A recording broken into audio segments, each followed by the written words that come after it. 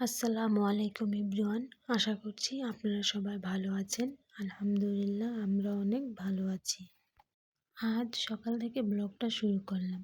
আবি তো নিজের হাতে খাবার খাচ্ছে, মাশাআল্লাহ।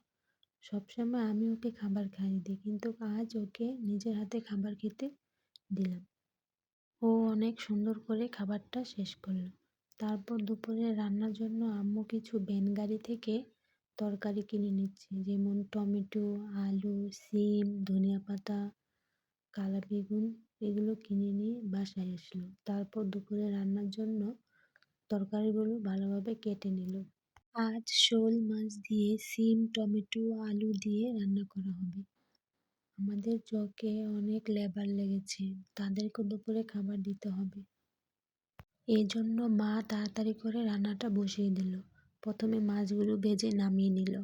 তারপর তরকারির জন্য মশলাটা ভালোভাবে কষিয়ে নিল। তারপর সিম, টমেটো, আলু একসাথে দিয়ে ভালোভাবে অনেকক্ষণ জাল করে নেবে। এখন পরিমাণ মতন ঝোল দিবে। ঝোলটা অনেকক্ষণ জাল করে নেওয়ার পর শেষে ধনিয়া পাতা দিয়ে নামিয়ে নেবে। তার সাথে মসুরির ডালও রান্না করেছিল ধনিয়া পাতা, টমেটো দিয়ে, এবং তার পাশাপাশি করলা ভাজি করেছিল সবার জন্য। তারপর মাকে বললাম, মা বেগুন তো ছিল, বেগুনের ভর্তা বানাও। বেগুনের ভর্তা খেতে অনেক মজা হয়। বেগুনগুলো আমরা ভেজে কাঁচা পেঁয়াজ, ধনিয়া পাতা দিয়ে শুকনো মরিচ দিয়ে ভর্তা বানিয়ে থাকি। এই ভর্তাটা খেতেও অনেক মজার হয়। তারপর দুপুরে আমরা সবাই খাবার দাবার শেষ করে নিলাম। বিকেলে আমাদের একটা পার্সেল আসলো। জায়ান বাবার জন্য কিছু খেলনা অর্ডার করেছিল, সেইগুলো ডেলিভারি ম্যান দিয়ে গেল। এখানে অনেক ধরনের খেলনা ছিল, ঝুনঝুনি, মানে বাচ্চাদের অনেক ধরনের খেলনা। এগুলো দিয়ে জায়ান বাবা অনেক আনন্দ করে খেলতে পারবে। একে একে করে সব খেলনাগুলো নিচে নামিয়ে দেখছিলাম। খেলনাগুলো দেখতে আসলে অনেক সুন্দর ছিল।